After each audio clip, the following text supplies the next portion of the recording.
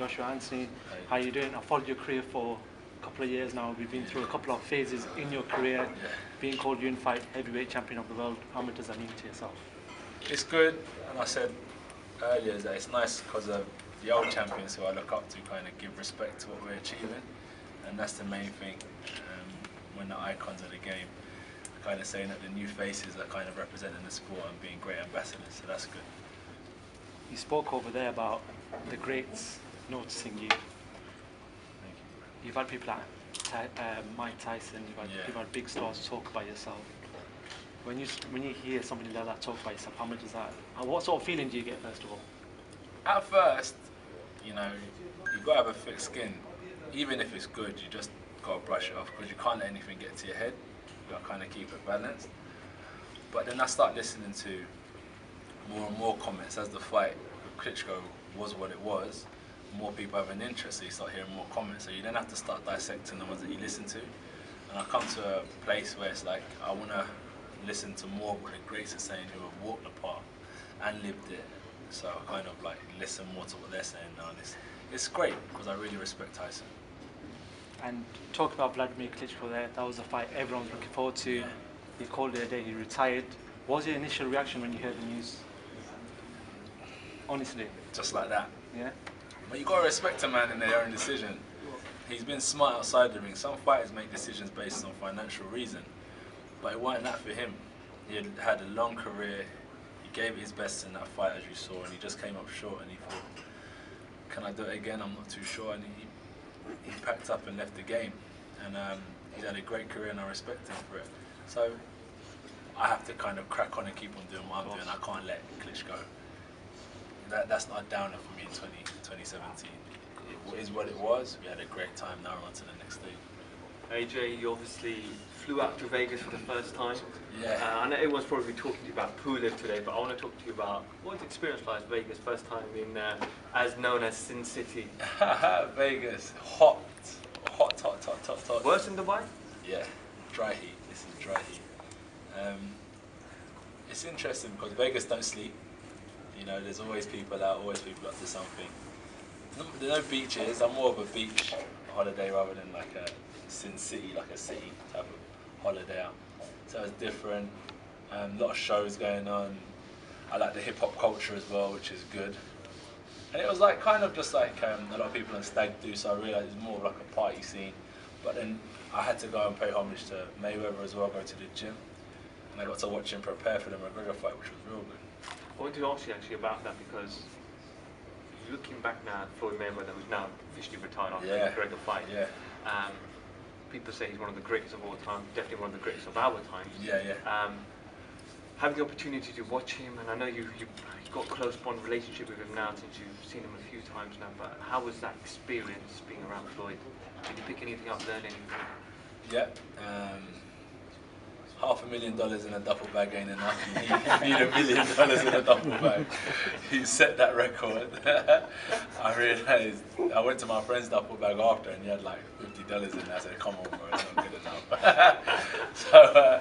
But I learned to have fun with what you're doing. You know, he has fun with what he's doing. Boxing is tough. It's an unforgiving sport. You know where I'm coming from. And he does it with a smile on his face. And I think that's the main thing. Because if it is a chore, you won't do it for long. It's hard, you won't do it for long, you won't last. And he's done it for so many years at the top of his game. So I realised just embrace it and have fun with it. And that's what I took from Mayweather. Kubrat Pulev is your next opponent, October 28th. Yeah. We discussed earlier that it could potentially was Klitschko, but was it different to kind of get that camp feeling and that motivation back for a mandatory? No, I need camp. I need camp. Well, how long can I stay in Vegas for? Do you know what I mean? You need to get back to camp. So I've got to keep my head on my shoulders and stay hungry. Honestly, because if you don't, it's easy to fall off and kind of get trapped in the trappings of success. But Bernard Hopkins tells us about all that stuff. You know, stay focused, triple D, discipline, dedication, determination. Anthony, just want to talk about that Conor McGregor, Floyd Mayweather. It was weird seeing a UFC fighter come into boxing, but it's been people call you out as well. I think it was Miocic, he's a UFC heavyweight. He put something on Twitter about, Anthony, let's do this, me and you. What would you say to a UFC fighter calling you out, wanting you maybe in the octagon or in the ring? I think it's good. It's interesting. But you know what's interesting is that McGregor and Mayweather, well, let's not say McGregor, Mayweather waited till the end of his career. He dominated his field, became one of the greats, if not of all time, in our era of his field, and then dabbled in another sport. I'm just becoming my own in the sport. I'm not nowhere near becoming a great of our era. So let me master what I'm trying to achieve first before I start thinking about dabbling in another sport. I don't take boxing for a game. You know, this isn't like, let me try it, let me try it. I know the path I'm trying to create and I know what I'm trying to achieve, so that's where my focus is. The other guys calling me out, I think that they're a bit lost. They just need to stay focused on UFC and dominating that sport and becoming the icons in their own sport before they start calling me out. AJ, sorry, should I go? Yeah. Hi, Dave Joe Hal, Boxing Voice. How you doing? I'm good, I'm good. Just want to get your opinions on some of the new heavyweights that are coming up, because at one point you were in their shoes, the likes of Daniel Dubois.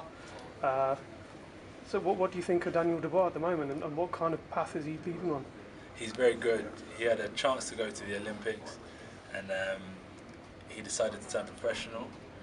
And he has to learn to trade, which he's doing, which is what training is about. And I think with everyone in any field that they do, sports or business, the more you train, the more you work out what you do, the better you become. So with time, he'll grow into his boots and he'll be one of the players in the heavyweight division. Good stuff. And Wilder, I take it he's on your radar. I know you take one fight at a time and so on and so forth. Can you see that fight coming 2018, 2019 or? Potentially, yeah. If I put my fighting head on, it could happen the fight after Pulev, but I got a mandatory, I think, with Ortiz. And I feel like Wilder, it's not a matter of if, it's just a matter of when, you know, because he's been a pro since 2009 and been waiting for, I think every fighter needs, okay, let's say Wilder retired today, there's not a fight that you'll probably say, man, that fight was phenomenal. There's not a standout fight, so he's waiting for that standout fight. And it seems that they've pinned me up to be that guy, so he's waiting for me, and I'll get there sooner or later. So Wilder, just be patient. I hope he continues to win, and I'll continue to play my part to kind of build towards a good heavyweight showdown. Good Guys, stuff. we've only got one more minute. AJ, Kojo Reps on TV. Yeah. Obviously, Anthony Joshua, thank you for your time. In terms of Pulev, what are the strengths and weaknesses that you see in him in terms of a challenger to potentially taking the belts? Talk about weaknesses. Pulev, I'm not too sure of his weight, but I don't think he's like the staunchest heavyweight going, and I don't think he's had consecutive knockouts on his record. So, have you seen the Klitschko fight? Did you see any chinks in his armour that you're looking to exploit from that I fight? think with the Klitschko fight, what people don't realise as well is that Klitschko had that thick canvas and zaps your energy. Yeah. So I don't take too much away from that Klitschko fight with Pulev, because I think anyone going in that ring with thick canvas, it would have zapped anyone's energy. So I look at Pulev as an undefeated fighter. I don't look at that Klitschko fight, but he's got a phenomenal jab. And for a man, even if he's not a knockout specialist, to defeat other heavyweights who are big punchers, he's taken them 12 rounds and taken them out. So he's a very good technician. He knows how to stay out of reach of certain combinations and win a fight on point. So I give him credit, for his weaknesses and his strengths as well. Good luck. Hi Anthony, welcome to Cardiff. How are you enjoying it, all right? Yeah, I've been here before, got some friends here as well.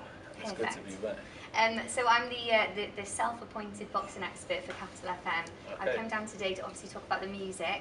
Yeah. Brought Stormzy on before for your walk-on. Yeah. Are you going to have a little Welsh vibe? Are you going to bring him back? Stormzy? Yeah. Stormzy's a busy man now. He's too busy for the likes of me. You made him famous? Nah, he made himself.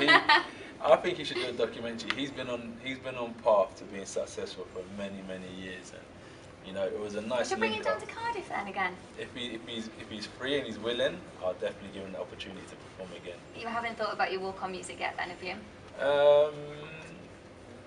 I'm a man that loves music like everyone else, and there's always that one track that you think, my God, that's a banger.